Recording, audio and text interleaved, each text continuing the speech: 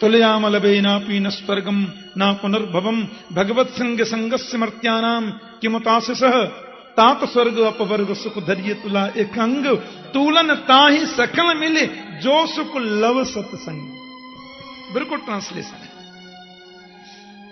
1 minute का जो सत्संग है उससे जितना लाभ होता है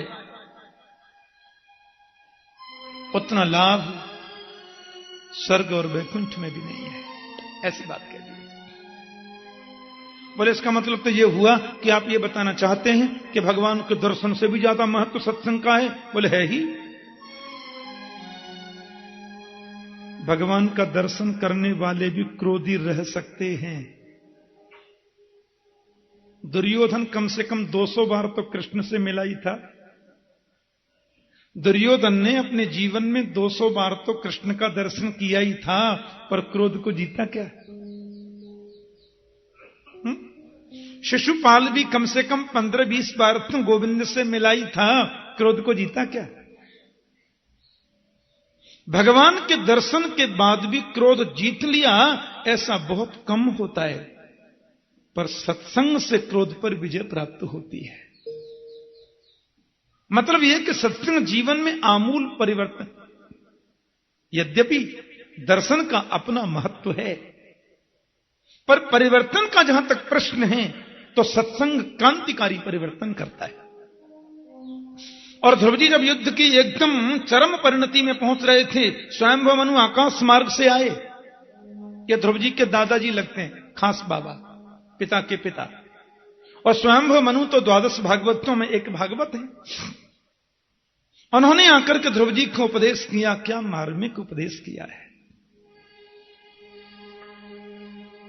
नायम मार्गो हि साधूनाम ऋषिकेशानुवर्तिनाम। जिस मार्ग पर तू चल रहा है बेटा, ये ऋषिकेश के अनुवर्ती भक्तों का मार्ग नहीं है। गोविंद के चरणानुरागी वैष्णव भक्त का यह मार्ग नहीं है बेटा, जिस पर तू चल रहा है। भगवान इससे प्रसन्न नहीं होते। आरती करनी चाहिए, पूजा करनी चाहिए, उपासना बहुत जरूरी है, परंतु यह भाव भी मन में होना चाहिए कि सब में वही बैठा है। एक नूर से सब जग उपजा, कौन भले को मंदे। सदगुरु नानक देव जी गुरु ग्रंथ साहब में कह रहे हैं, सब में वो समाया है और उसी से सब प्रगट है। एक उद्दंड भाई के बदले हजारों निरपराधों को मारना बुद्धिमानी नहीं है। क्योंकि तितीक्षया भगवान संप्रसीदति। भक्त को, संत को कैसा होना चाहिए? बोले तितिक्षवा। भगवान ने साधुओं का लक्षण भी आगे बताया। तितिक्षव कारुणिका सुहृद सर्वदेही नाम अजात शत्रव शांत साधव साधुभूषण।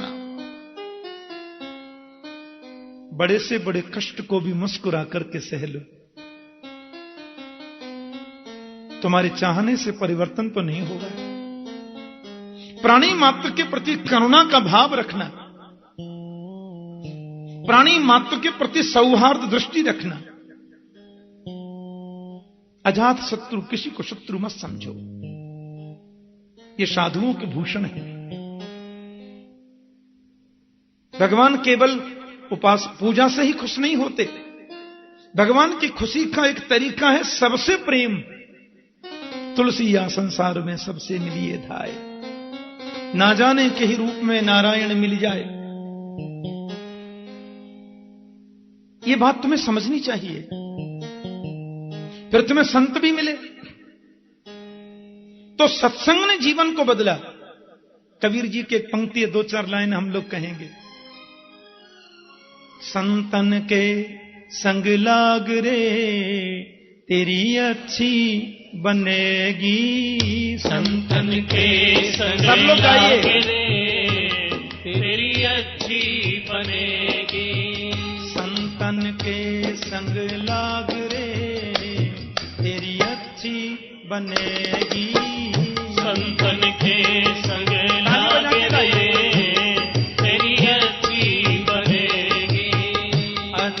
बनेगी तेरी बिगड़ी बनेगी, अच्छी बनेगी तेरी बिगड़ी बनेगी।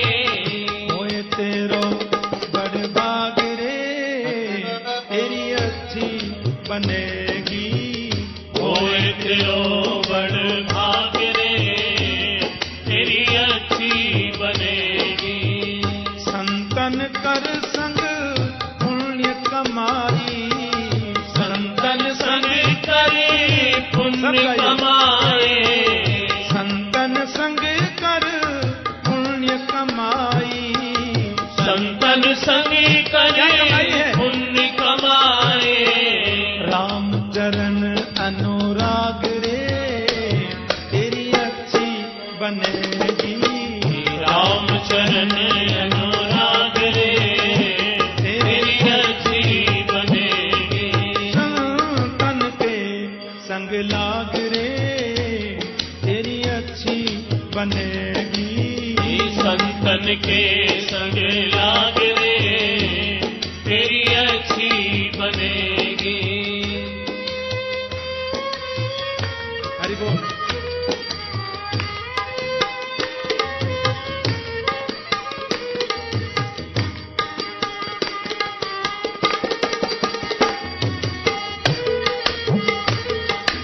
सुंदर भाव है।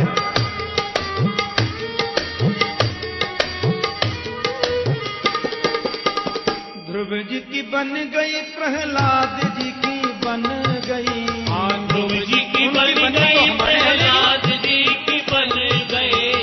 ध्रुव जी की बन गई, प्रहलाद जी की बन गई, ध्रुव जी की बन गई, प्रहलाद जी की बन गई। हरि सुमिरन में लाग रे तेरी अच्छी बनेगी, हर सुमिरन में लाग रे तेरी अच्छी बनेगी। संतन के संग लाग रे तेरी अच्छी बनेगी, संतन के संग लाग रे तेरी अच्छी बनेगी।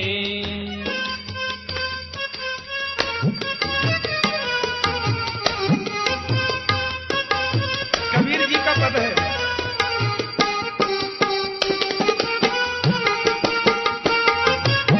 संत कबीर जी फरमा रहे हैं,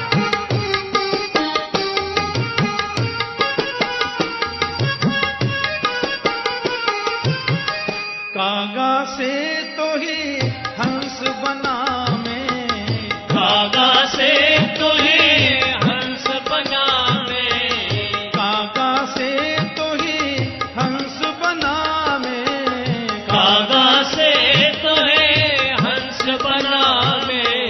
मिट जाए उर के दाग रे तेरी अच्छी बनेगी, मिट जाए उनके दाग रे तेरी अच्छी बनेगी। भैया संतन के संग लाग रे तेरी अच्छी बनेगी, संतन के संग लाग रे तेरी अच्छी बनेगी। सुतवित नारी तीन आशाएं, सुतवित नारी तीन आशाएं, सुतवित नार तीन आशाएं, सुतवित नारी तीन आशाएं। त्याग सके तो इन्हें त्याग रे तेरी अच्छी बनेगी, त्याग सके तो इन्हें त्याग रे तेरी अच्छी बनेगी। बोलो संतन के संग लाग रे तेरी अच्छी बनेगी, संतन के संग लाग रे तेरी अच्छी बनेगी।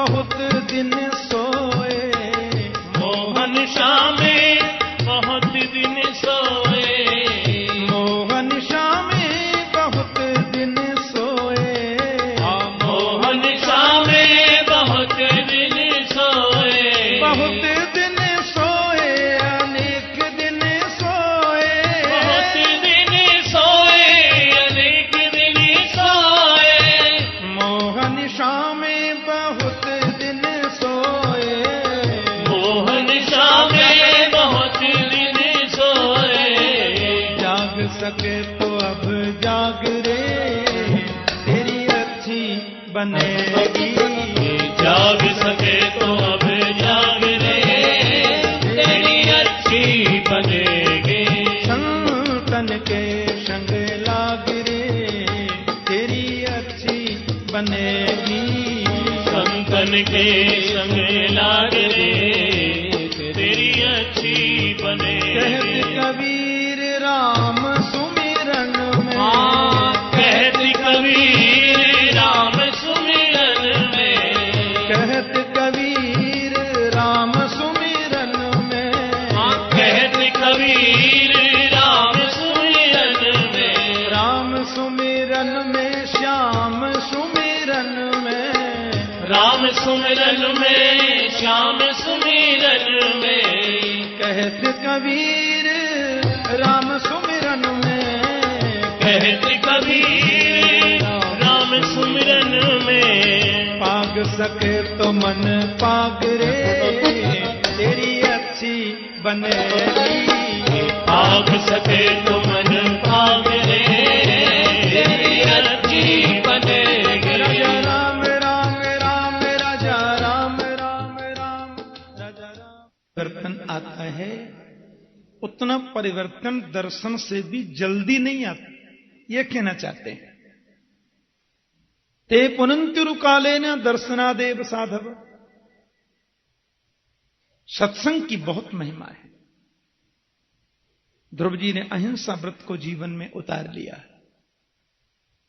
और घर पे जाकर के प्रजा का प्रशासन किया। हजारों वर्ष तक शासन करके फिर वन में चले गए और वन में समाधिस्थ हो गए।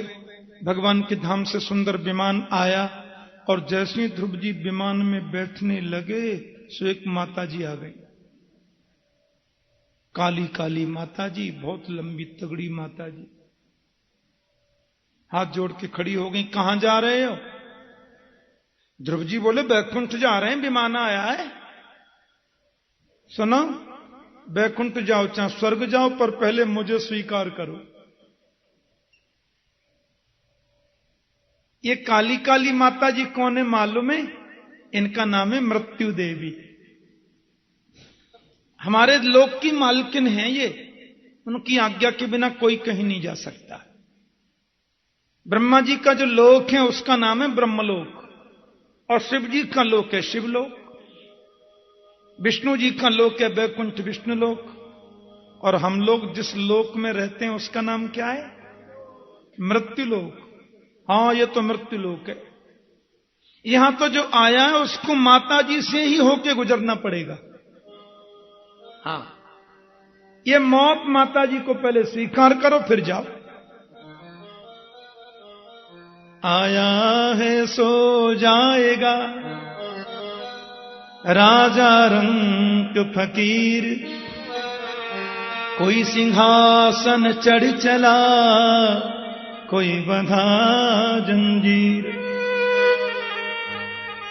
यहां जन्म जिसने लिया उसको मरना पड़ेगा, कन्फर्म है, बिना मरे नहीं जा सकते। माता जी बोली पहले हमको स्वीकार करो फिर जाना। ध्रुव जी बोले क्या मतलब? बोले पहले मर जाओ। ध्रुव जी बोले मर जाएंगे माता जी, आप कहती हो तो मर जाएंगे। भगवान के पार्षदों की ओर ध्रुव ने देखा तो पार्षदों से बोले तो मरने को बोलती हैं। पार्षदों ने कहा इनसे बोलो जरा सिर झुकाएं। ध्रुव जी बोले मर जाएंगे, निक सिर झुका दो अम्मा जी। अब जैसे ही मृत्यु देवी ने सिर झुकाया तो मृत्यु और मूर्धनिम पदम दत्वा, उनके सिर को ही सिद्धि बनाकर ध्रुव जी विमान में बैठ गए। जय श्री कृष्ण। मौत के सिर को सिद्धि बना लिया। मृत्योर्मूर्धनिम पदम दत्वा आरोहास्पदम ध्रुवा। इसका मतलब क्या है? इसका मतलब सीधा सा है, स्वस्थ सेते मृत्युरस्माद पैति। माता देवकी बताती है ना, मर्त्यो मृत्युव्याल भीत पलायन लोकान सर्वान निर्भयम नाद्यकक्षम तत्पादाब्जम प्राप्य यदृच्छयाद्य स्वस्थ सेते मृत्युरस्माद पैति। स्वस्वरूपे स्थ स्वस्थ। तुम्हारे चरणों का जो आश्रय ले लेता है वो अपने स्वरूप में प्रतिष्ठित हो जाता है, उसको स्वात्मानुभूति हो जाती है, उसको अपने स्वरूप का ज्ञान हो जाता है, और जिसको स्वरूप का ज्ञान हो जाए वो मौत को जीत लेता है। मतलब उसके मन में ये फालतू जो वहम है ना मरने वाला, वो निकल जाता है। वो सोच लेता है मरना जीना ये सब प्रक्रियाएं शरीर की हैं, मैं तो प्रभु का परम दास हूं। अहम ही नारायण दास दास दासानुदासस्य च दास दास। मैं तो उनका दास हूं। और एक बात कह दे, जो दास होते हैं ना वो भगवान जैसे ही हो जाते हैं। हाँ, भागवत में लिखा है कि वैकुंठ में जितने भगवान के दास हैं उन सबके 4 हाथ होते हैं, ऐसा भागवत में लिखा है। सर्वे वैकुंठ मूर्तय। और एक तो इतनी गजब की बात लिखी है कि वैकुंठ में नारायण और उनके दरबान, इन दोनों को एक संग बिठा दिया जाए तो आप बता नहीं सकते इसमें भगवान कौन है और दरबान कौन है। हाँ, वैकुंठ में दरबानों के भी 4 हाथ होते हैं और दरबानों के भी शंख चक्र गदा पद्म होते हैं। मालूम ही नहीं चलता भगवान जी कौन से और दरबान जी कौन से। तो फिर पता कैसे चलता है? बोले श्रीवत्स का चिन्ह, कौस्तुभ मणि, ये सिवाय नारायण के किसी पे नहीं होते, उनसे पता चलता है। तो हमारी वैष्णवी परंपरा में सारूप्य मुक्ति का मतलब है भगवान जैसा रूप मिल जाता है वैष्णवों को, संतों। हाँ, भगवत रूप हो जाते हैं।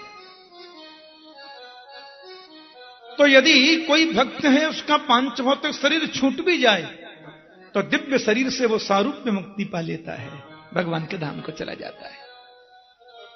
भगवान विमान में बैठ करके ध्रुव जी जा रहे थे पर उनको खुशी नहीं हो रही है। तो प्रभु के पार्षदों ने पूछा आप उदास क्यों हो रहे हैं? बोले जिस माता ने मुझे भगवान से मिलने की प्रेरणा दी उस माता को छोड़कर मैं अकेला मुक्ति लेके क्या करूं। पार्षद हंसे। ध्रुव जी बोले हंस काहे को रहे हो? बोले सामने आपको विमान दिखाई दे रहा है, आगे आगे एक और विमान जा रहा है। बोले हाँ दिख तो रहा है, उसमें आपकी माता जी बैठी हैं। आप जैसा भक्त जिस कुल में जन्म ले ले उसकी मां की मुक्ति में संदेह कैसा। आनंदित हो गए, प्रसन्न हो गए ध्रुव जी। शेष कथा तो हम 3 बजे से सुनेंगे, पर आज शाम की जो कथा है उसमें कुछ कथानक संक्षिप्त कह के परात्पर अखिलेश्वर अकारण करुणावरण वाले भक्त वांछा कल्पतरु तड़िद्युति विनिंदक पीतांबरधारी श्री बालकृष्ण लाल की वांग्मयी प्रतिमूर्ति श्रीमद् भागवत महापुराण। प्यारे प्रभु प्रेमियों,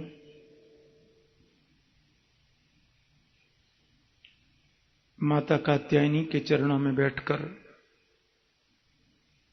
परम वंदनीय संत स्वामी विद्यानंद जी महाराज की पवित्र सन्निधि और समादरणीय समस्त संतों के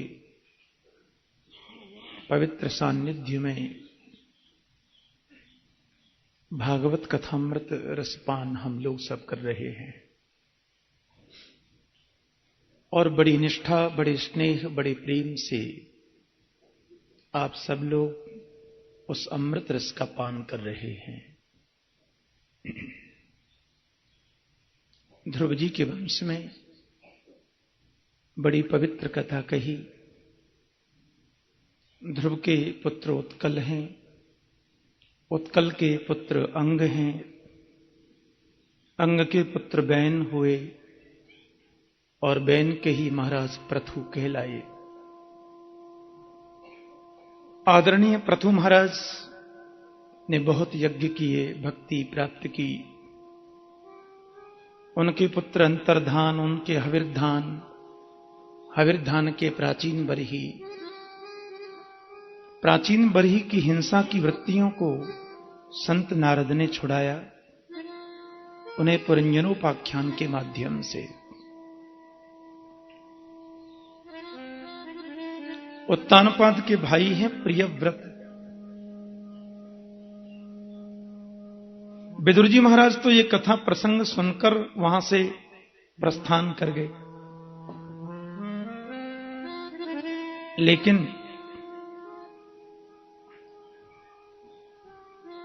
आदरणीय सुखदेव जी महाराज से राजर्षि परीक्षित ने बहुत उत्तम प्रश्न किया।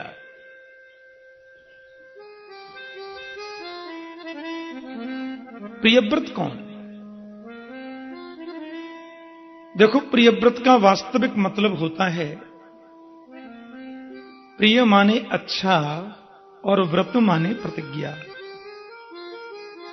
अपने जीवन में जो सुंदर कर्म की प्रतिज्ञा करे वो प्रियव्रत है। परमात्मा की कृपा से हमें जो वस्तु बहुतायत में प्राप्त है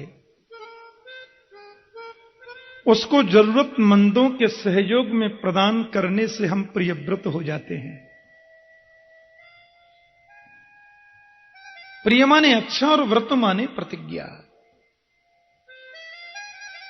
राजा प्रियव्रत के पुत्र हैं आग्नेत्र, बदल के परीक्षित महाराज कहते हैं प्रियव्रत जो हैं उनके पुत्र आग्नेत्र कहलाए। आग्नेत्र के ही पुत्र नाभि हैं, राजा नाभि, और नाभि महाराज के ही पुत्र आदरणीय ऋषभ देव जी हुए। ऋषभ माने श्रेष्ठ, और उनके 100 पुत्र हैं ऋषभ देव जी के। कि माता शत्रु पिता वैरी ये न बालो न पाठित। भी माता पिता तो अपने पुत्रों के शत्रु होते हैं जो बच्चों को सुंदर शिक्षा नहीं देते। पेट भरने के अलावा हमें उन्हें आध्यात्मिक शिक्षा भी देनी चाहिए। ठीक है, व्यावहारिक जगत में बड़ा जरूरी है वो,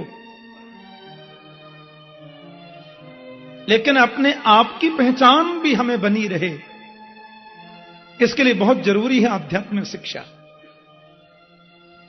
और समय समय पर ऋषभ देव जी अपने पुत्रों को बुलाते थे, उनका एक प्रकार से परीक्षण करते थे कहां तक पहुंचे। लेकिन ऋषभदेव महाराज ने देखा मेरी अवस्था भी बहुत हो रही है और मुझे पुत्रों का अब परीक्षण पूरा ही करना चाहिए। भरत जी सबसे श्रेष्ठ हैं।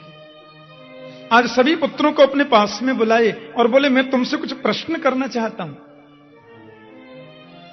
जी पिताश्री आज्ञा। बस मुझे इतना बताओ कि मनुष्य जन्म का उद्देश्य क्या है। ध्यान से सुनना। मानव जीवन की वास्तविक उपादेयता क्या है? किसी बच्चे ने खड़े होकर बोल दिया होगा सवेरे उठ करके समस्त कार्यों से निवृत्त हों, फिर थोड़ा बाल भोग हो जाए, फिर भोजन आदि से निवृत्त हों, फिर थोड़ा कार्य में प्रवृत्त हों, उसके बाद थोड़ा विश्राम हो जाए, फिर स्वास्थ्य के प्रति सजगता हो जाए, फिर शाम को थोड़ा क्रीड़ा हो जाए, फिर भोजन आदि के उपरांत सो जाए। केवल इसीलिए हमें मनुष्य जन्म मिला है कि नायम देहो देह भाजाम्य लोके कष्टान कामान अर्हते बिडभुजाम ये तपो दिव्यम पुत्र कायेन सत्वम शुद्धेद्यस्मा ब्रह्म सौख्यम त्वनंतम। ये मनुष्य जन्म केवल खाने पीने सोने हंसने नाचने गाने को नहीं मिला। यह तन कर फल विषय न भाई। विषयों के भोगने के लिए ही मनुष्य जन्म हमें नहीं मिला। जो न तरहि भव सागर नर समाज अस पाए, सोकृत निंद कमंद मति आत्माहन गत जाए, वो समझे कहते हैं। ये मनुष्य जन्म केवल इसलिए नहीं मिला। साधन धाम मोक्ष कर द्वारा, पाए न जही परलोक समारा। ठीक है क्रमी भस्म संज्ञानतम, लेकिन मनुष्य जन्म मिला है तभी तो हम कथा पे कह पा रहे हैं। कितनी बड़ी प्रभु ने कृपा की, हमें शरीर दिया। शरीर मनुष्य का न होता तो हम पालती लगा के बैठकर कथा कैसे सुन पाते, कैसे कह पाते हैं। इसका उपयोग अच्छे कार्यों में हो, यह प्रयास करो। और मैं तुम्हें दो रास्ते बताता हूं। पुत्र बोले कौन से? तो ऋषभदेव जी ने दो मार्ग बताए कि महत सेवाम द्वार माहुर विमुक्ते, तमो द्वारम योषिताम संगी संगम, महांतस्ते समचित्ता प्रशांता, विमन्यवः सुहृद साधवो ये। कहते हैं मोक्ष का द्वार क्या है? महत सेवाम विमुक्तेर द्वारम आहु। महापुरुषों की सेवा ही मुक्ति का द्वार है। और तमह द्वारम योषिताम संग संगम, वेश्याचारी शराबी कबाबियों का संग ही अंधकार का द्वार है, अज्ञान का द्वार है, या तो फिर नरक का द्वार है। इसलिए जीवन में प्रयास करो अच्छे पुरुषों का तुम्हें संग मिले। एक बेटा खड़ा हो गया बीच में, बोले पिताजी अब आपने कहा है कि महत सेवाम द्वार माहुर विमुक्ते, संतों की सेवा ही मुक्ति का द्वार है, तो संत कौन है, इसकी परिभाषा क्या है? हम कैसे समझें कि संत कौन है?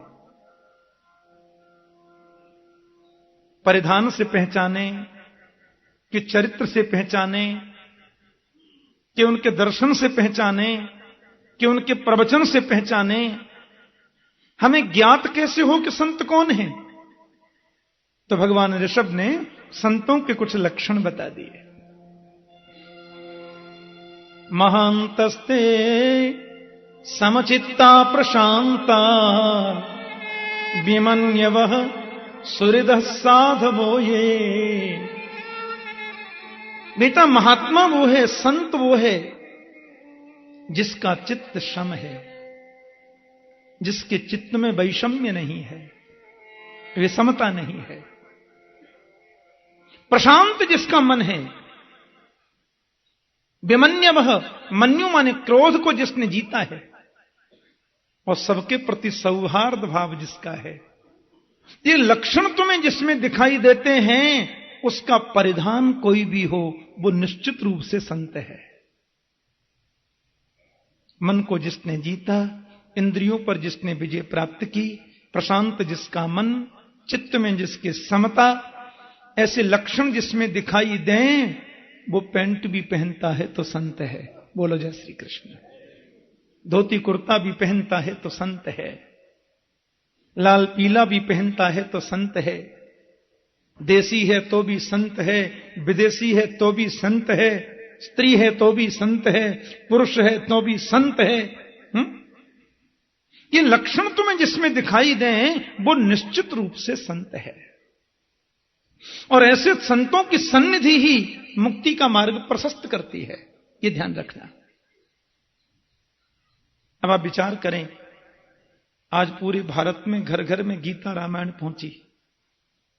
बड़े निसंकोच भाव से कह रहा हूं।